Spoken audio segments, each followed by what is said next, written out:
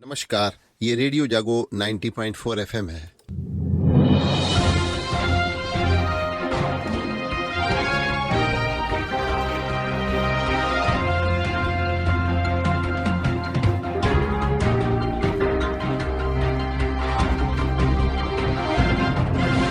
अब आप अभय शंकर गौड़ से आज की हलचल सुनिए। प्रधानमंत्री नरेंद्र मोदी ने मंत्रियों को विभागों का बंटवारा कर दिया है और कल मंत्रियों के बंटवारे के साथ आज नए मंत्रियों ने अपने अपने मंत्रालय में कार्यभार ग्रहण कर लिया है। आज पहले दिन सभी मंत्री अपने जब कार्यालयों में पहुंचे पदभार ग्रहण करने के लिए तो उनका स्वागत किया गया। पिछली कैबिनेट में शामिल किए गए 12 प्रमुख मंत्रियों को उनके मंत्रालयों में बरकरार रखा गया है। नितिन गडकरी को एक बार फिर सड़क परिवहन मंत्रालय दिया गया है। वहीं ज्योतिरादित्य सिंधिया, अश्विनी वैष्णव, गजेंद्र सिंह शेखावत और किरण रिजिजू का कद बढ़ाया गया है। भारतीय जनता पार्टी के राष्ट्रीय अध्यक्ष जेपी नड्डा को स्वास्थ्य मंत्रालय दिया गया है।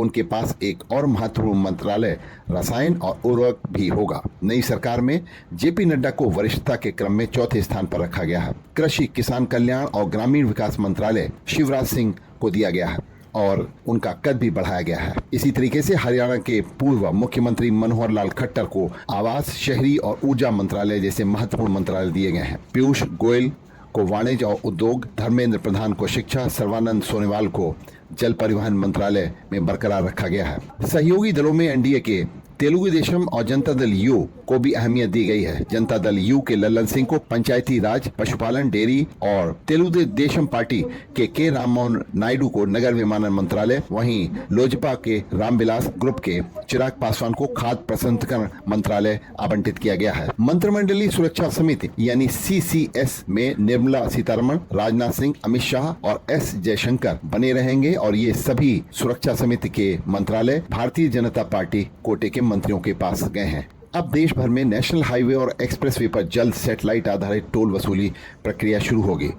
NHAI की तरफ से दिल्ली में द्वारका एक्सप्रेसवे समेत कई सड़कों पर किए गए इसके शुरुआती ट्रायल सफल रहे हैं, जिसके बाद इसे देश भर में लागू करने का भी फैसला किया गया है। आज सभी मंत्रियों ने अपने अपने मंत्रालय में कार्यभार ग्रहण किया और नए मंत्रिमंडल में सुधार के साथ साथ गवर्नेंस को महत्व देने के संबंध में अपने मंत्रालय के अधिकारियों से विचार विमर्श किया। सभी विभागों के आवंटन में घटक दलों का दबाव काम नहीं आया है और अब की बार एनडीए की सरकार में जो महत्वपूर्ण मंत्रालय हैं वो भारतीय जनता पार्टी कोटे के मंत्रियों के पास ही रहे हैं। सहयोगी दलों में टीडीपी कोटे से मंत्री बने राममोहन नायडू को नागरिक उड्डयन जैसा यद्यपि महत्वपूर्ण मंत्रालय जरूर मिला है। चिराग पासवान को खाद्य प्रसंस्करण मंत्रालय दिया गया है, यानी कि चीनी उद्योग अब चिराग पासवान के पास रहेगा। इस मंत्रालय का कार्यभार उनके पिता रामविलास पासवान और चाचा पशुपत पारस भी संभाल चुके हैं और रेल मंत्रालय पर एक बार फिर व्यापक सुधार और नीतिगत बदलाव की जो प्रक्रिया शुरू की गई थी उसको प्रधानमंत्री मोदी ने ध्यान में रखते हुए अश्विनी वैष्णव पर ही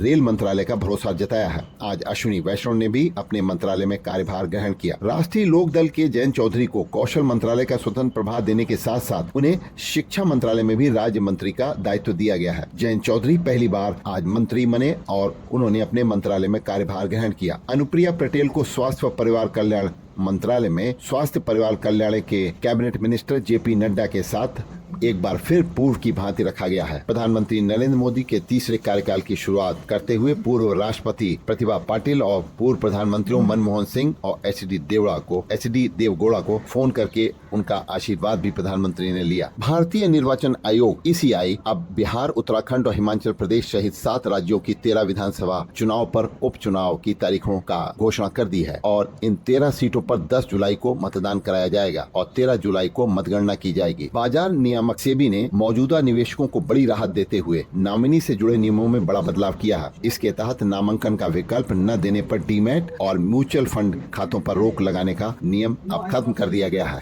एक बार फिर गर्म हवाओं ने लोगों की परेशानी को बढ़ाया है। गर्मी जहां एक ओर लोगों को सता रही है, वहीं दूसरी ओर अस्पतालों में लगातार मरीजों की संख्या भी बढ़ रही है। हरदोई के मेडिकल कॉलेज में प्रतिदिन 1500 से लेकर 2000 मरीज अपने पेट दर्द से लेकर के सर दर्द तक के शिकायतों को लेकर डॉक्टरों के पास पहुंच रहे हैं। दूसरी ओर मौसम विभाग ने यह भी अनुमान व्यक्त किया है कि अभी यह गर्मी अगले और 6 दिनों तक जारी रहेगी और इससे राहगीरों तथा गरीब लोगों को और गांव में रहने वालों को ज्यादा परेशानी उठानी पड़ सकती है। लोगों को मानसून का इंतजार है और मानसून के दौरान एक और समस्या लोगों को हो जाती है, वो जल भराव की। तो हरदोई में जो निचले इलाके हैं या जहां पर नालियों की सफाई ठीक से नहीं होती है तथा सड़कें टूटी पड़ी हुई हैं या जल भराव की समस्या नालियों की पानी की निकासी न होने के कारण होती है, वहां पर सरकार को इस ओर ध्यान देने की आवश्यकता है। हरदोई शहर से लेकर के अन्य तहसीलों और कस्बों में भी इस तरीके की जल भराव की समस्या पर अभी से काम शुरू किया जाना चाहिए। हरदोई में लोगों ने मांग की है कि जहां पर निचले इलाके हैं और जल भराव होता है वहां पर अस्थायी पंप लगाकर और इन पानी को निकालने की व्यवस्था की जानी चाहिए। आने वाला मानसून अभी से सभी विभागों को तैयारियों के लिए एक बार चेतावनी दे रहा है। यदि समय रहते इस पर काम न शुरू किया गया तो आने वाले दिनों में लोगों को परेशानी का सामना भी उठाना पड़ सकता है। बात करते हैं अब जलवायु परिवर्तन की। तो नदियों के किनारे रहने वाली बड़ी आबादी के अलावा गंगा के मैदानी इलाकों के इकोसिस्टम पर भी खतरे से इनकार नहीं किया जा सकता और इसमें सबसे ज्यादा जो खतरा है वो माइक्रोप्लास्टिक का जहर है। हरिद्वार, आगरा, प्रयागराज और पटना में जो अध्ययन किया गया उस अध्ययन से मिले आंकड़ों के आधार पर यह बताया जा रहा है कि प्लास्टिक के छोटे बड़े टुकड़े और सूक्ष्म अंश शुष्क मौसम की बजाय बारिश में अधिक पाए गए हैं और नदियों के जल में प्लास्टिक में सर्वाधिक टुकड़े 300 माइक्रोन से 1 मिलीमीटर तक आकार के हैं।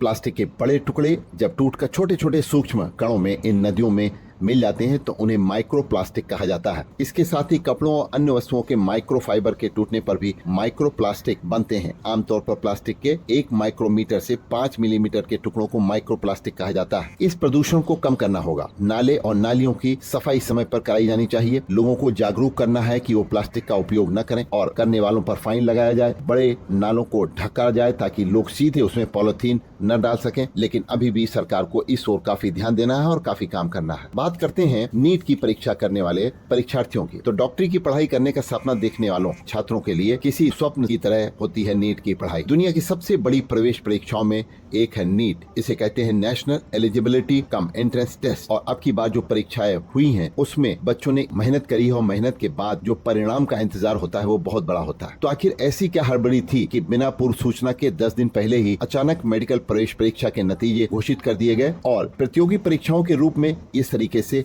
ये लोगों के साथ एक धोखा होता है, क्योंकि कोई भी प्रतिभागी परीक्षा ऐसी हुई हो जिसकी शुचिता को लेकर छात्रों के मन में संदेह न उठा हो। अब अदालत या शासन के स्तर पर उनकी कलई खुलती है और परीक्षा पुनः करानी पड़ती है। ऐसे में पूरी प्रक्रिया में धन और समय की बर्बादी के साथ साथ देश में युवा पीढ़ी के मन में एक जो तैयारी परीक्षाओं के लेकर के होता है और उनके मन में संशय जो बनता है, देश की संस्थाओं और कानून कायदों के प्रति विश्वास जो खत्म हो जाता है, वो एक बहुत बड़ी बात हुआ करती है। इस स्थिति से बचने के लिए जरूरत है कि नीट की इस परीक्षा की पूरी जांच कराई जाए और दोषी अधिकारियों और ऐसे कर्मचारियों को दंडित किया जाए जो बच्चों के भविष्य के साथ खिलवाड़ करते हैं। अभी आप सुन रहे थे अभय शंकर गौड़ से आज की हलचल। सुनते रहिए रेडियो जागो 90.4 FM।